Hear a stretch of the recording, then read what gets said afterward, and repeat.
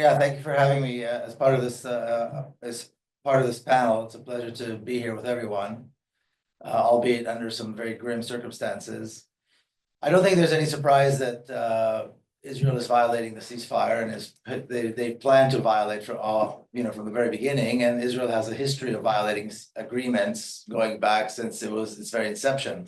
So I don't think there's any surprise there. The Israeli government made it very, very clear that the genocide was not over, that they will return and continue the killing of Palestinians. The newly installed army chief has made it very, very clear that the mission is not finalized yet, and the mission is to continue to kill Palestinians in Gaza.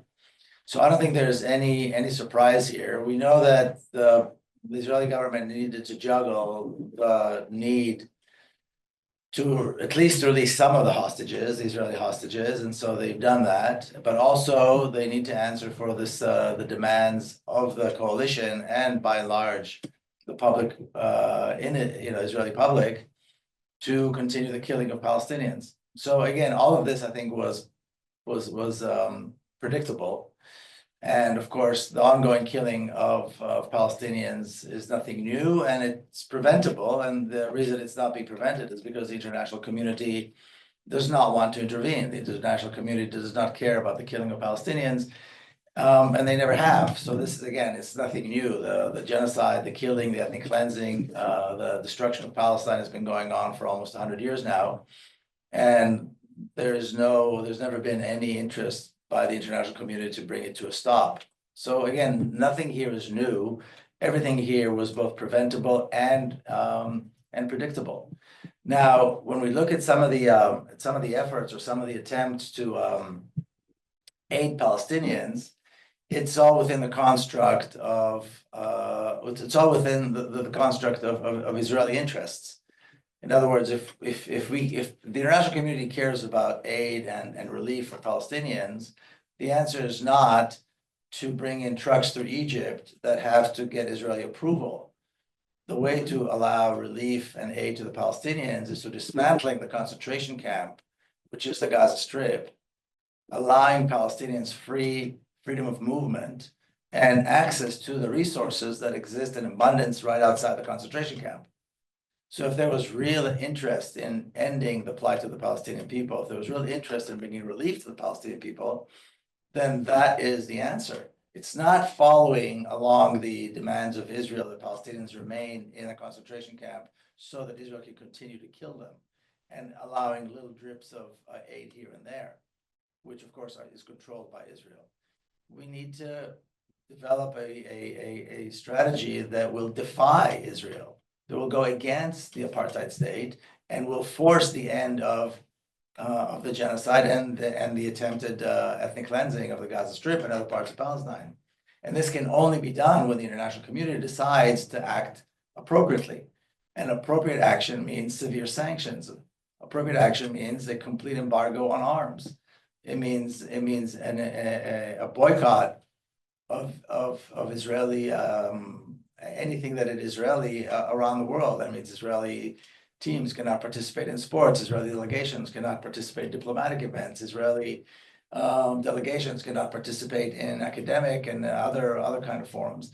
That is how we get this done. If the international community cares about this reality, this horrific reality under which Palestinians have been placed, then they need to act against the source, and the source is the state of Israel. If all they do is try to come up with an agreement and a solution that the perpetrator of the genocide agrees to, then obviously we're never going to see the end of it. And this, I mean, imagine trying to negotiate with Hitler while the Holocaust was going on, while people were being killed and existing in concentration camps. That is not the way it's done. The source of the suffering has to be dismantled, and the source of the suffering is the apartheid state. The source of the genocide is the apartheid state. And there is no reason to expect that the killing of Palestinians will stop. There's no reason to expect that there will be any relief for Palestinians as long as the apartheid state is in control. So the international community has an obligation, I believe, to step in and stop it. But since the elected officials in the governments of the within the international community are clearly not doing this, it's up to their constituents. In countries where we have elected officials, then we need to make sure that these elected officials understand that supporting Israel, sending weapons to Israel, allowing for any resolution of the Palestinian question within a context that allows for the Zionist state to continue is not acceptable. And until we do that, we're not going to see an end to the suffering. So it all goes back again to the willingness or the lack of willingness of people, and particularly in the West, to end this. And over the last 100 years, we haven't seen any signs whatsoever that people in the West have any interest in ending the killing and the displacement of Palestinians.